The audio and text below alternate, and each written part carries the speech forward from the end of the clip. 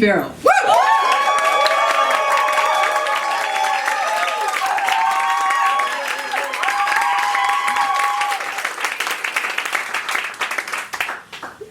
Hi, I'm Katie. I'm the mother of a 2-year-old daughter. I'm a badass business and brand consultant. And I'm a wife. I really struggle with being a wife. And part of the problem is I want to have a wife. Wouldn't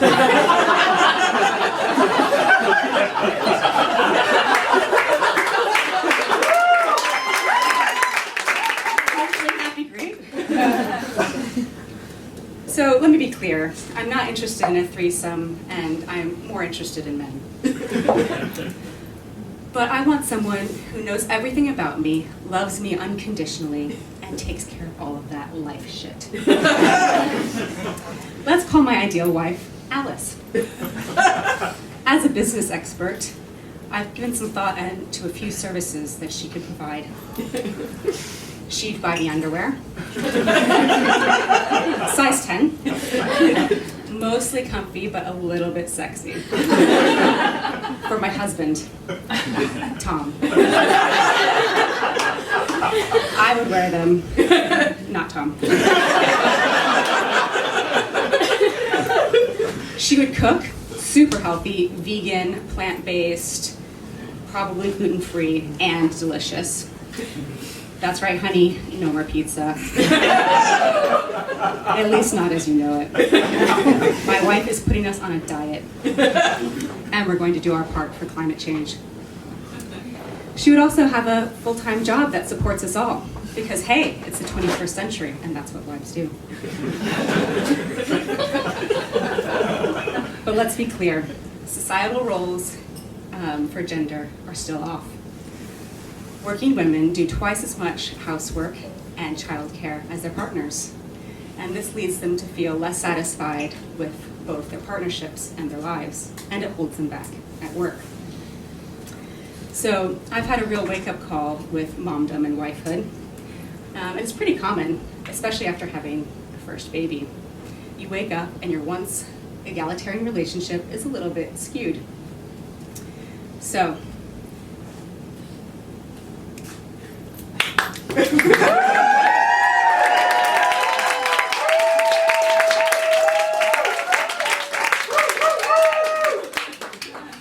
guess what my mother-in-law asked me on our first anniversary? When was the last time Thomas, my husband, went to the dentist? What? Apparently motherhood never ends. The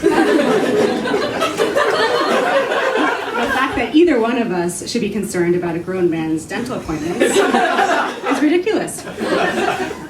When was the last time your son called up the dentist, made an appointment, and got his teeth cleaned?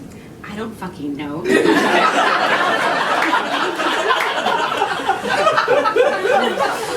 The truth is, it had been way too long. And she could tell. So she mailed him an electric toothbrush. We live here in London. She lives in New Jersey. That's a $50 stamp. A mother's love is eternal. Now, for some reason, his sisters want to perpetuate this maternal love because they sent him peanut butter. They sent him peanut butter and M&Ms. His favorite. Those women have a real sense of irony. And they were getting in the way of my female emancipation cause.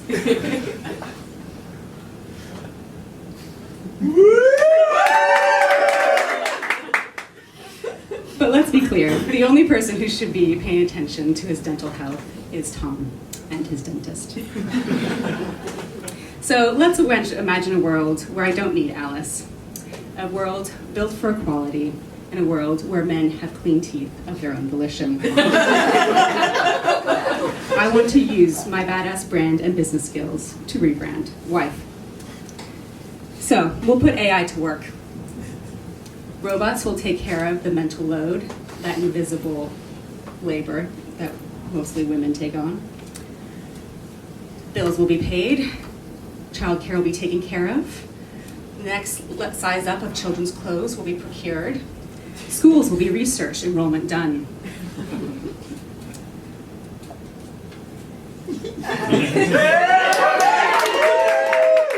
Thank you. This will take care of women's second full-time job. Don't forget, the third full-time job is childcare. So let's think about some KPIs that robots might focus on, build towards. Family, happiness. Family, cleanliness.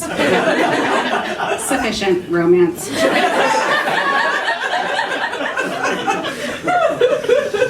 So in this world, women would never lose a job because they're a mother or because they're pregnant. Why? Because working hours would be the same as school hours, 9 to 3. There's tons of research that's been done to show that we're only really efficient for 5 to 6 hours a day. So let's cut the crap, people. Let's all use the rest of the day to do something a little bit more fulfilling and a little bit more fun. This would level the playing field between parents and non-parents. And some possible KPIs might target world happiness, family cohesion, and general human ingenuity. Now in this world, men would breastfeed. Why else do they have nipples? It can't simply be to intrigue us.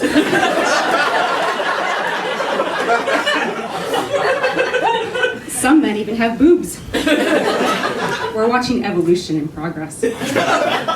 Man boobs, moobs. Babies will love them. A little bit hairy, but extra cuddly.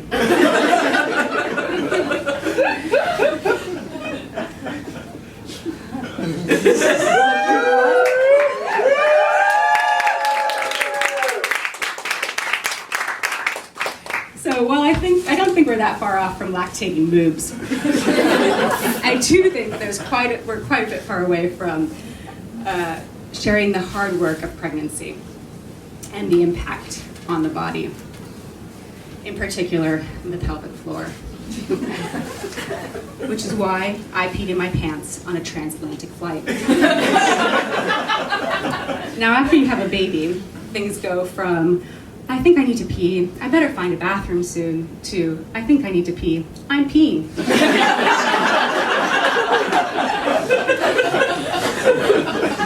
I was changing our daughter's diaper in the airplane bathroom. She was covered in poo. This is something else a robot could probably take care of. I had scrubbed her down so she was clean, but totally naked when it happened. I think I need to pee. I'm peeing.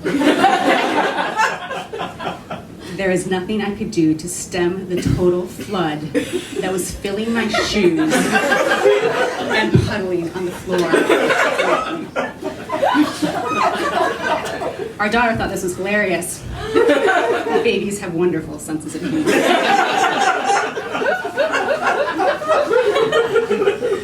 With too few hands and not enough space, I panicked. I'm still peeing. I folded up the baby change table, still peeing. I lifted the toilet seat, still peeing. And I sat down on the toilet.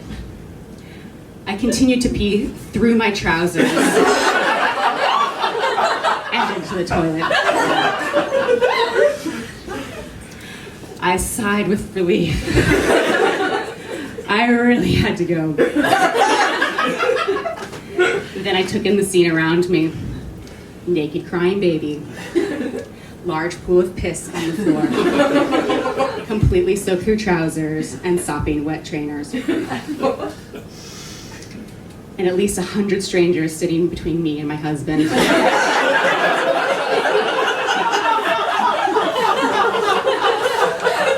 He was the only person on this flight who was going to get me out of this mess.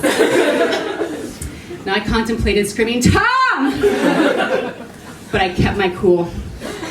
It was time for some process optimization analysis on the fly. First, stand up. Then, dress baby. Gather things. Open door. Leave dignity behind. Walk casually up the aisle. Whisper to Tom, I need a new pair of trousers, a new pair of underwear, and a new pair of shoes. Hand Tom baby. Take clothes. Walk back to the toilet. Casually. Get changed. Reclaim dignity. Now, thank God we carried our bags on. Otherwise, Tom would have been going through, or excuse me, I would have been going through New York immigration in Tom's trousers.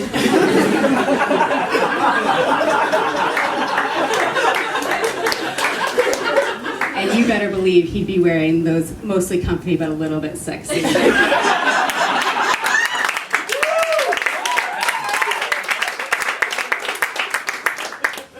Now, some people, or most people, cite women's liberation with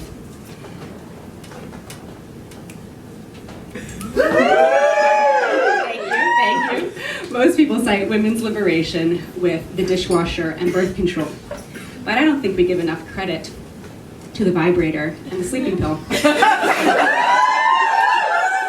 Now, single ladies and moms are smiling right now because they know it's true. I know it's true. I've done my user research and I've mapped the experience journey. There's nothing more freeing than an efficient orgasm and a good night's sleep.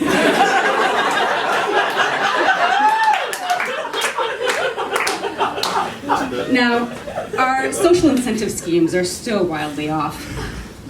Women tend to do most of the housework because they're negatively perceived if they have an untidy home. And men tend to do less of it because they're never given any credit for cleaning. So, lovely audience, please put your hands together for Dudes Who Vacuum.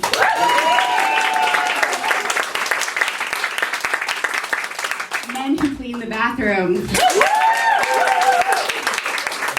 And the gentlemen that shop and cook. And for the women, monuments, fireworks, poetry for the ages. But more than monuments and fireworks, more than a vibrator and a sleeping pill, more than eternally clean teeth for all mankind, and even more than a stronger pelvic floor, I want men to give a fuck. I want men to sweat the small stuff, take on the to-do list, and stand up for women.